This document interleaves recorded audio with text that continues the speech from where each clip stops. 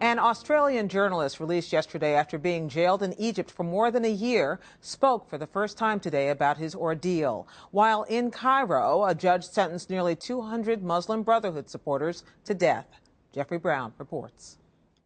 I can't tell you how relieved I am at being free. I mean, I really didn't expect that. It was the first full day of freedom for Peter Gresti, the Al Jazeera journalist released yesterday after 400 days in a Cairo jail. But in Cyprus today, he said his own joy at being released is mixed with fears for two colleagues who remain imprisoned in Egypt. Amidst all of this relief, I still feel a sense of concern, a real sense of worry, because if it's appropriate for me, if it's right for me to be free, then it's right for all of them to be free. Gresti, Canadian-Egyptian Mohammed Femi, and Egyptian national Bahar Mohammed were arrested in December 2013 over their coverage of a crackdown on Islamist protests.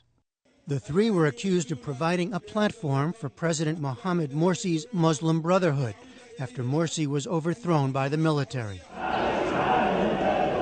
Separately, in a Cairo courtroom today, supporters of the Brotherhood chanted in protest as a judge sentenced all 183 of them to death. They were convicted of playing a role in killing 16 police officers in the wake of Morsi's ouster.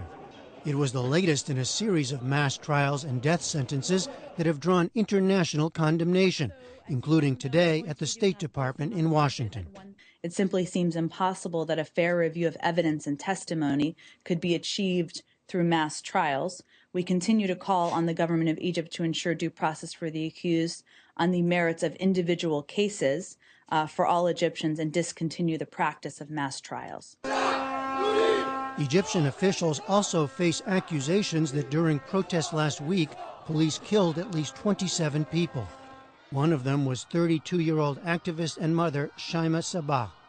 President Abdel Fattah el-Sisi said today he was pained by Sabah's death and promised an investigation.